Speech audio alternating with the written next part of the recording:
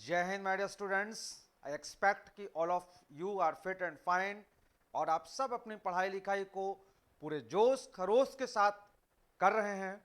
मेरे प्यारे बच्चों, मैं हमेशा कोशिश करता हूं कि आपके लिए कुछ ऐसी बातें लाई जाएं जो आपके एग्जामिनेशन के हिसाब से इम्पॉर्टेंट हो, अच्छी हो और आपके एग्जामिनेशन में वो क्वेश्चंस आएँ।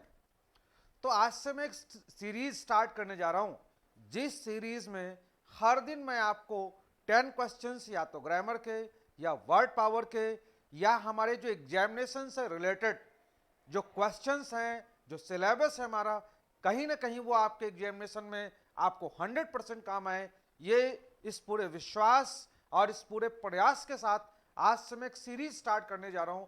मैं आपको, आप ये पढ़ सकते हैं, स्क्रीन पर लिखा है 10 eye opener sentences. Eye opener का मतलब ये है कि ये चाहे स्पॉटिंग एरर के क्वेश्चन होंगे, चाहे वर्ड पावर होगा या कुछ भी होगा, ईडियम होगा, फ्रेज होगा, प्रीपोजिशन होगा, वो सवाल ऐसे होंगे जो आपकी आंखें खोल देंगे। आंखें खोलने का मतलब क्या है कि ये आपको बहुत बेहतरीन लगेंगे और आपको समझ में आएंगे और आपके एग्जामिनेशन में काम आएंगे। तो ये आई ओपनर के नाम से मैं एक सीरीज स्टार्ट करने जा रहा हूं जो आपके आपके एग्जामिनेशन में काम आएंगे। आइए बेदा ज्यादा बात किए बगैर हम अपनी क्लास को स्टार्ट करते हैं। बच्चों, हम अपनी क्लास को स्टार्ट करते हैं। पहला आपका जो क्वेश्चन है वो आप देखिए स्क्रीन पर। फर्स्ट क्वेश्चन जो आपका है, I have done a mistake. Generally अगर आप लोगों से बात करेंगे तो लोग क्या कहते हैं कि मैंने एक गलती कर दी है या मैंने गलती कर दी है। आप समझिए, I have done a mistake. अब आपको यह बताना फ्रीक्वेंटली एग्जामिनेशन में आने वाला और अपने कम्युनिकेशन में रोजमर्रा के जीवन में रोज बोलने वाला एक सेंटेंस मैंने आपके सामने लिखा कि I have done a mistake. ध्यान दीजिए, I have done a mistake, इसमें आपको एरर पता करनी है। तो आइए बिना आपका समय वेस्ट किए मैं आपको बताता हूं कि यहां जो आपने डन लिखा है, डन की जगह पर आपको लिखना होगा I have made a mistake. ध्यान दीजिए, गलती करने के लिए आप या तो मेक ले सकते हो या आप ये भी कह सकते हैं कि I have committed a mistake. आपकी मर्जी। जनरली हम क्या करते हैं, गलती करने के लिए मेक वर्ड का यूज करेंगे, I have made a mistake बोलेंगे, ना कि I have done a mistake. हालांकि करने के लिए हम लोग डू बोलते, उसी को हमने उठा करके रख दिया कि I have done a mistake. तो आप याद क्या रखोगे कि I have made a mistake होगा। आइए अगले सवाल की तरफ बढ़ते हैं। यह क्वेश्चन बहुत एग्जामिनेशन में आता है। अगला क्वेश्चन देखिए क्या लिखा है, she told me that she has a headache. उसने मुझे बताया कि उसके सिर में दर्द है। समझिएगा, उसने मुझे बताया कि उसके सिर में दर्द है। अब इस सेंटेंस को अगर आप देखिए तो कितनी बार आप इन चीजों को डिस्कस कर चुके हैं कि अगर सेंटेंस की जो हमारी शुरुआत है अगर ये पास्ट में होगी तो आगे आने वाले जो टेंस हैं वो किस में चेंज हो जाएंगे, करेस्पॉन्डिंग पास्ट टेंसेस में बदलते चले जाएंगे। यानी जहां पर ये हैज लिखा हुआ है, हैज का आप क्या कर देंगे, हैज का आप कर दोगे हैड, क्योंकि इधर क्या लिखा हुआ है, इधर टोल्ड लिखा है और टोल्ड का मतलब यह है कि ये पास्ट इंडेफिनिट है। तो सी told me she had a headache. और बच्चों याद रखिएगा, कई बार बच्चे इस चीज में भी कंफ्यूज होते हैं कि जो हेडेक है उसे पहले आर्टिकल ए आएगा कि नहीं आएगा, क्योंकि जनरली बीमारियों के लिए हम आर्टिकल्स का यूज नहीं करते, लेकिन हेडेक के लिए हम आर्टिकल ए का यूज यहां पर करेंगे। इसमें कंफ्यूज मत होइएगा। तो सी टोल्ड मी दैट, या बिना दैट के भी सी told me she had a headache, है ना बच्चों।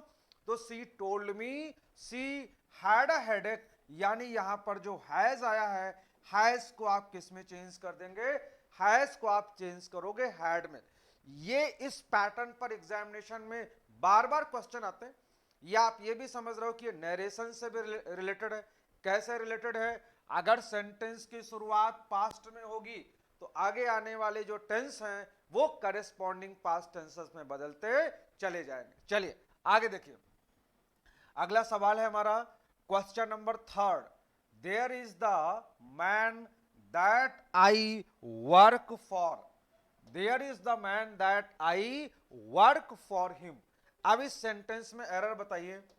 कुछ क्वेश्चन इस तरह के ऐसे आते हैं जो हमें एग्जामिनेशन में बहुत परेशान करते हैं। देयर इज द मैन यानी एक आदमी है, that I work for him, मैं जिसके लिए काम करता हूं। ध्यान दीजिए हिंदी में कैसे बोलेंगे कि देयर इज द मैन यानी ये वो आदमी है, that I work for him, जिसके लिए मैं काम करता हूं। तो याद रखिएगा बच्चों, बहुत जल्दी आपको बताता हूं कि ये जो हिम आया है दिस इज यूजलेस। तो there is the man that I work for यानी यही वो आदमी है जिसके लिए मैं काम करता हूं। अब भले आप हिंदी में कह रहे हैं कि जिसके लिए मैं काम करता हूं, लेकिन यहां इंग्लिश में जो हिम है इसकी कोई आवश्यकता नहीं है। There is the man that I work for, बस इसके बाद आपको कुछ भी कहने की जरूरत नहीं है। और एक बात और याद रखिएगा, जब हम किसी रिलेटिव प्रोनाउन का यूज करते हैं, जैसे दैट लेंगे, हु लेंगे, व्हाट लेंगे, तो उसके बाद जो प्रीपोजिशन है ये लास्ट में आता है और कभी भी अब इसके बाद ऑब्जेक्ट नहीं यूज कर सकते, यानी हिम की यहां पर कोई आवश्यकता नहीं है। चलिए हिंदी के अकॉर्डिंग नहीं सोचना। अगले क्वेश्चन में आते हैं, question number 4। I have told you all what I know. जल्दी से बताइए इस क्वेश्चन का आंसर क्या है। आप सवाल देखो, I have told you all what I know, जो कुछ भी मैं जानता था मैंने सब आपको बता दिया।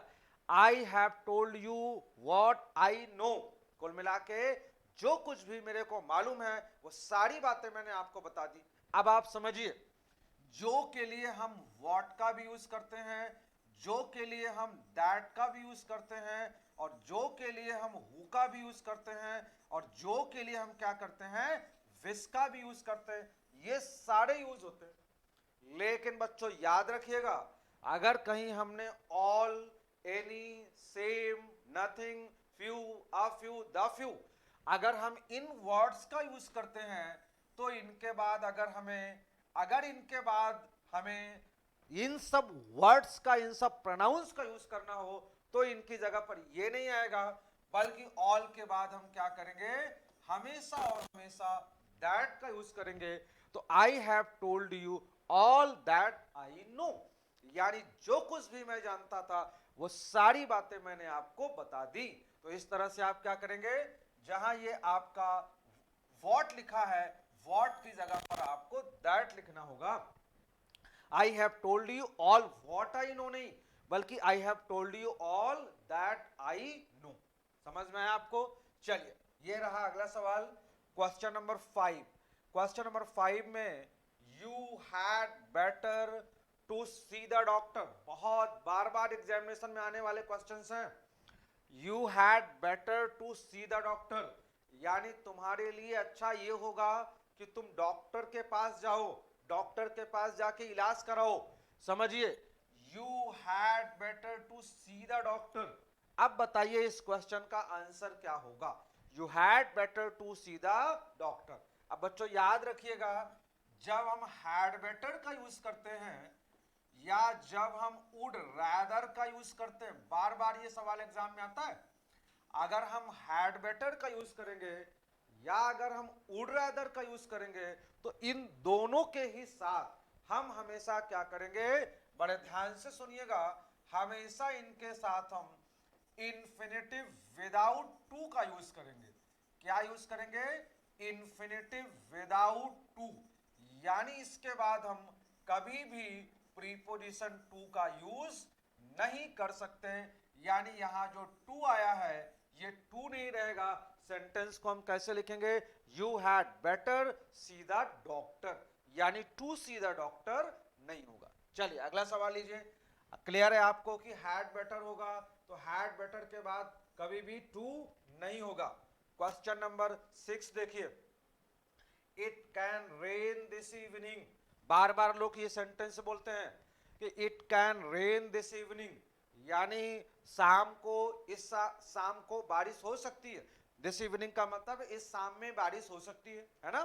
चलो बच्चों एक बात और बताता हूं, एक तो इसमें बताइएगा, और एक सवाल ये भी बन सकता है कि यहाँ प्रीपोजिशन इन, क्योंकि मॉर्निंग, आफ्टरनून, इवनिंग इन सब के पहले क्या होता है, प्रीपोजिशन इन आता है। हालांकि मैं नहीं कह रहा हूं, ये सवाल कभी एग्जामिनेशन में आ सकता है, क्योंकि मॉर्निंग, आफ्टरनून, इवनिंग से पहले प्रीपोजिशन इन आता है, लेकिन यहां पर नहीं आएगा, क्योंकि अगर मॉर्निंग, इवनिंग, आफ्टरनून इनके पहले नेक्स्ट हो, लास्ट हो, दिस हो, दैट हो, है ना, अगर इन सब का यूज करेंगे तो प्रीपोजिशन नहीं होगा।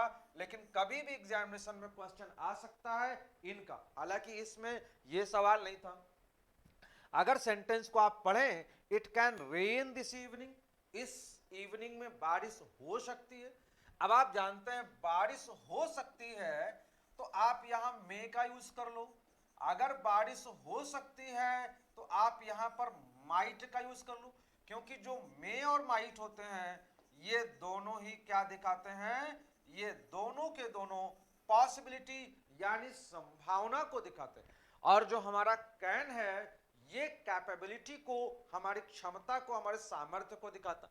तो ये जो कैन है, कैन की जगह पर हम क्या लिखेंगे, कैन की जगह पर मे या माइट में से कुछ भी ले सकते हैं, लेकिन कैन नहीं लेंगे, यानी it can rain this evening नहीं होगा, बल्कि it may rain this evening होगा। क्लियर है भैया। चलिए अगला सवाल लीजिए, question number 7, I look forward to see you. जल्दी से बताइएगा, बहुत ही बेहतरीन सवाल है। I look forward to see, हालांकि एक और भी होता है लुकिंग फॉरवर्ड, ध्यान दीजिए, एक आपका और भी फ्रेज होता है, इसे कहते हैं लुकिंग फॉरवर्ड टू। और इसको भी याद रखेगा, गलती मत बना दीजिएगा कि लुकिंग फॉरवर्ड टू होता है सर, लुक फॉरवर्ड टू नहीं होता। लुकिंग फॉरवर्ड टू भी होता है और लुक फॉरवर्ड टू भी होता है, लेकिन कहानी दोनों में सेम है। अब आप मेरी बात समझ चुके होंगे कि जब हम लुक फॉरवर्ड टू का यूज करेंगे, ये पूरा एक फ्रेज है, या जब हम लुकिंग फॉरवर्ड टू का यूज करेंगे, ये भी पूरा एक फ्रेज है। तो इसके बाद हमेशा हम क्या करते हैं, हमेशा और हमेशा जीरन लेंगे। यहां जो सी लिखा है, सी की जगह पर सीइंग होगा, यानी यहां हम क्या करेंगे, आईएनजी का यूज करेंगे। I look forward to seeing you, या I am looking forward to seeing you, आपकी मर्जी। आप ये वाला भी ले सकते हो, जैसे हमने कहा कि I am looking forward to meeting my friend, मैं आशा करता हूं कि अपने दोस्त से मुलाकात होगी मेरी। तो आप लुकिंग फॉरवर्ड टू के बाद भी जीरन ले सकते हो और लुक फॉरवर्ड टू के बाद भी जीरन लेंगे। लेकिन बहुत सारे बच्चे क्या सोचते हैं कि लुक फॉरवर्ड लिखा है, टू लिखा है, सी लिखा है, यानी इन्फिनिटिव है। नहीं, लुक फॉरवर्ड टू पूरा क्या है, ये एक फ्रेज है, और इसके बाद हमें क्या लेना है, जीरन। चलिए अगला सवाल लीजिए, क्वेश्चन नंबर 8। क्वेश्चन नंबर 8 है, ही हैज मच मनी। बहुत परेशान करता है ये, ही हैज मच मनी। अब ध्यान दीजिए, जो मनी है जनरली हमारे दिमाग में क्या बात फीड है कि जो मनी है ये अनकाउंटेबल नाउन है, और जब मनी अनकाउंटेबल नाउन है तो हम इसके पहले मच का यूज कर सकते हैं। भाई ग्रामर के हिसाब से तो ठीक ही लगता है, लेकिन वास्तव में मनी को आप मेजर नहीं कर सकते। जो मच है ये एडजेक्टिव ऑफ क्वांटिटी है, बेशक इसका यूज हम अनकाउंटेबल नाउन के पहले करते हैं, लेकिन money can not be measured, इसे नापा नहीं जा सकता, इसको तौला नहीं जा सकता, है ना। तो इस तरह से मच का यूज हम उसके पहले नहीं कर सकते। यहां एप्रोप्रिएट वर्ड क्या है, he has plenty of money. ध्यान दीजिए, आप कह सकते हैं he has plenty of money, या आप कह सकते हो he has a lot of money, आपकी मर्जी। आप इन दोनों में से कोई सा भी लीजिए, प्लेंटी ऑफ मनी कहिए या अ लॉट ऑफ मनी कहिए, लेकिन भूल करके भी ग्रामर के नियम को फॉलो करके, केवल अंधानुकरण करके कि नहीं मक्षिका स्थाने मक्षिका होता है, अनकाउंटेबल है तो एडजेक्टिव ऑफ क्वांटिटी है तो मैं सही मार दूंगा, ऐसा नहीं। यहां पर मच नहीं होगा, प्लेंटी ऑफ होगा या अ लॉट ऑफ होगा। चलिए next question, question number 9, most of people agree with me. अक्सर ये बहुत परेशान करता है कि most of people agree with me, वैसे तो इसमें कोई गलती समझ में नहीं आती। क्यों? क्योंकि आप जानते हैं मोस्ट ऑफ भी होता है और बच्चों मोस्ट भी होता है।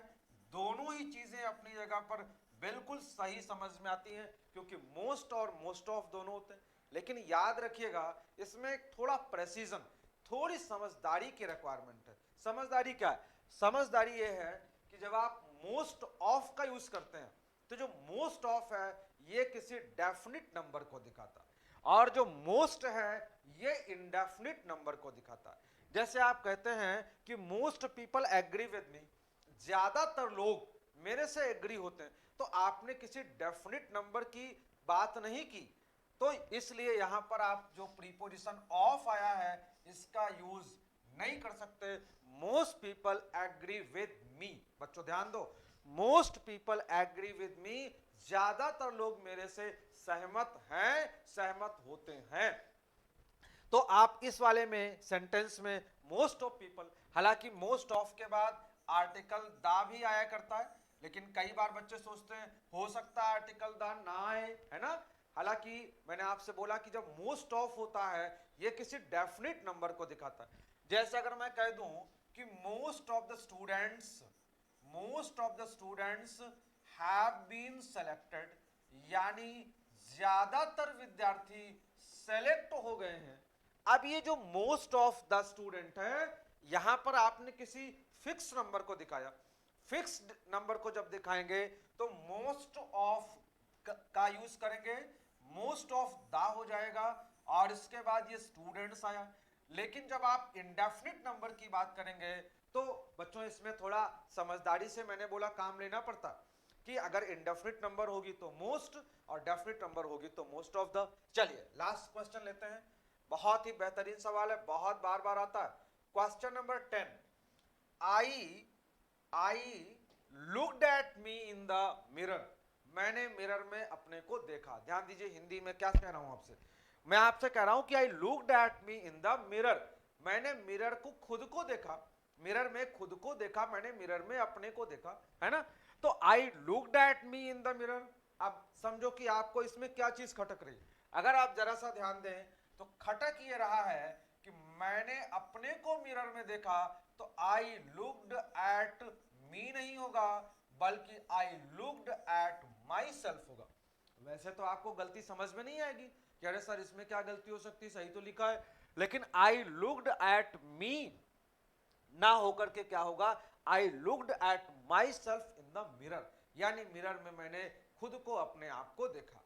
तो बच्चों ये मैंने आपको कुछ वर्ड्स कराए, कुछ सेंटेंसेस कराए, और आगे आने वाले हमारे जो लेक्चर्स होंगे हर बार हम लोग इसी तरह के सेंटेंसेस, चाहे वो आपका स्पॉटिंग एरर को हो, वर्ड पावर को हो, प्रीपोजिशन का हो, इडियम का हो, मैंने आपसे बताया इस तरह के क्वेश्चंस मैं आपको एक सीरीज में कराता रहूंगा, ताकि आप जहां जहां गलतियां करते हैं उन चीजों पर आप गलतियां ना करें और आपके एग्जामिनेशन में की सफलता में ये चीजें आपको आपके बेहतरी के लिए काम आए। तो till then enjoy yourself, thank you so much, जय हिंद।